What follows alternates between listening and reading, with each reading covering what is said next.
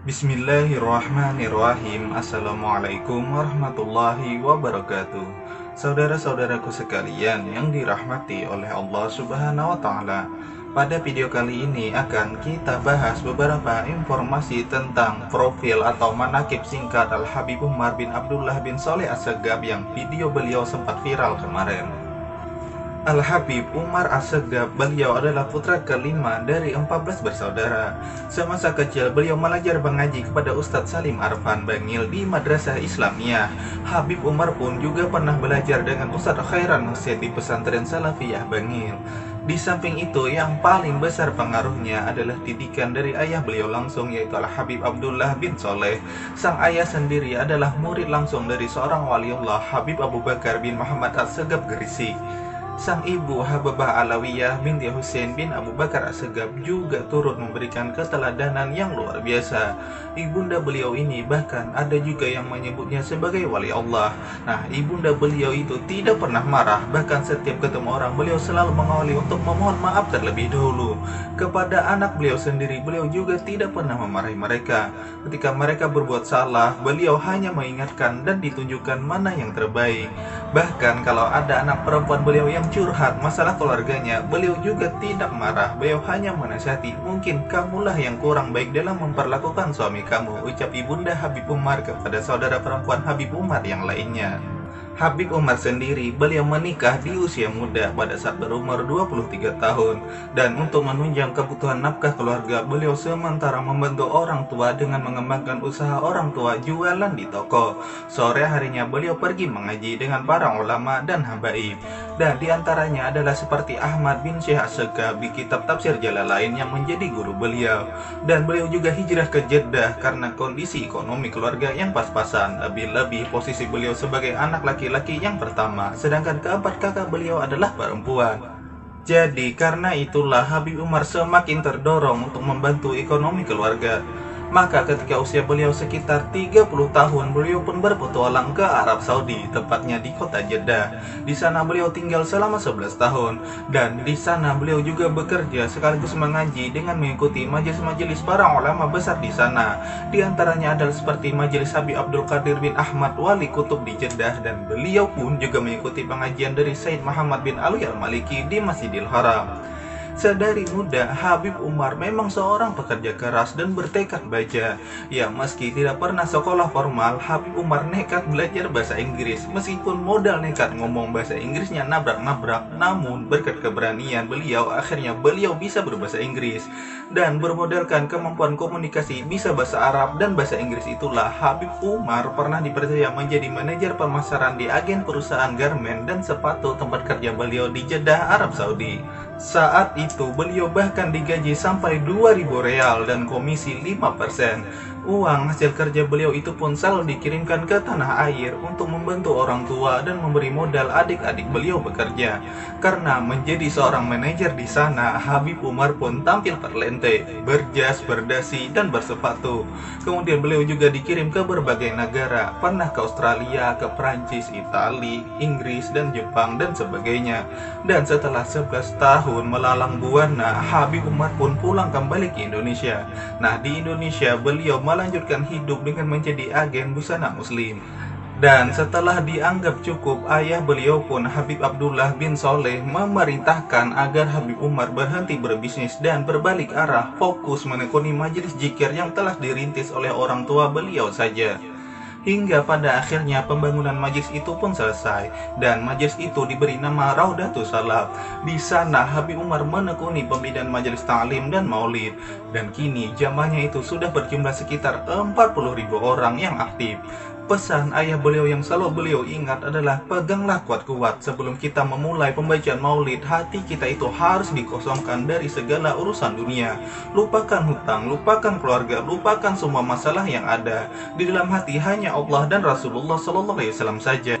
Karena kalau hati kita itu sudah bersih, maka nanti akan muncullah kehusyuan dalam bersalawat, dan rahasia atau serta nur Rasulullah pasti akan hadir. Dan beliau juga sangat berusaha menjaga adab selama berlangsungnya pembacaan maulid. Para jamaah itu jangan sampai ada yang merokok di tempat pembacaan maulid. Dan di sana para jamaah juga diminta untuk selalu membersihkan hati, membuang jauh-jauh penyakit hati, agar nantinya mereka bisa merasakan sirnya Rasulullah SAW hadir di dalam hati mereka. Setiap tahun Majelis Raudatus Salaf selalu melaksanakan acara akbar, yaitu pembacaan maulid Nabi atau maulid akbar, santunan yatim piatu dan duafa juga dilaksanakan. Dulu awalnya waktu masih merintis, anak yatim yang disantuni jumlahnya masih sekitar 150-an saja. Namun saat ini sudah sekitar 2.736 anak yatim yang rutin disantuni. Selain terkenal sebagai ulama yang pemurah, Habib Umar juga sosok ulama yang selalu merangkul anak jalanan. Habib Umar juga mendekati anak-anak muda, mulai yang sudah baik maupun yang akhlaknya rusak sekalipun. Para peminum, tukang main togel, para perampok dan lain-lain juga tidak ketinggalan dirangkul oleh beliau.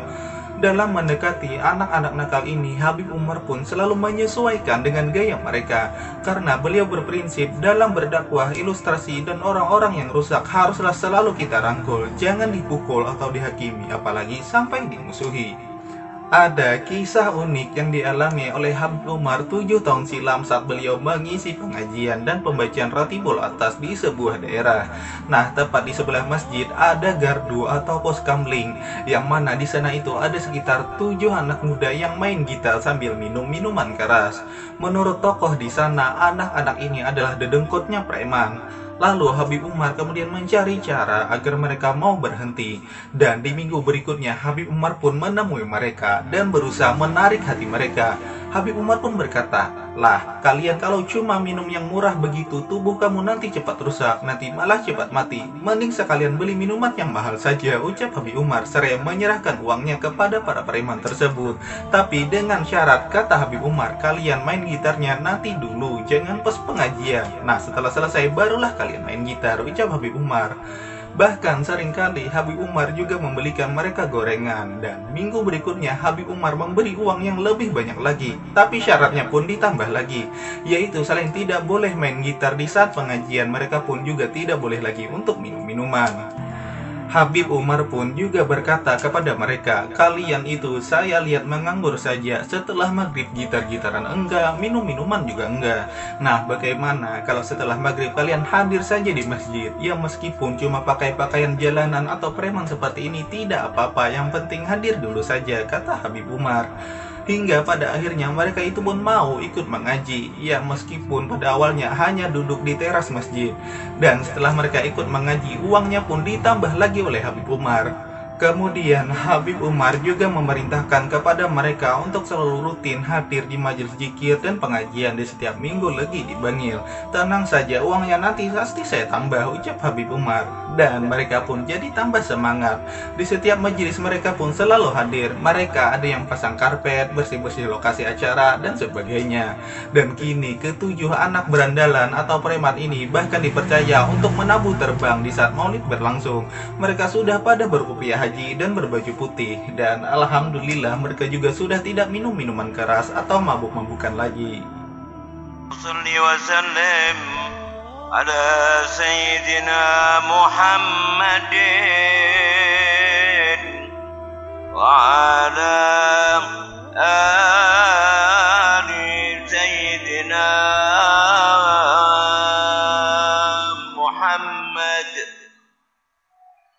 Lakum bujral ijabati wa al-qabuli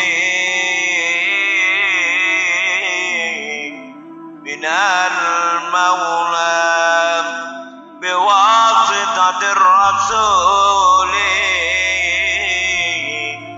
Lakum bujral ijabati wal qabuli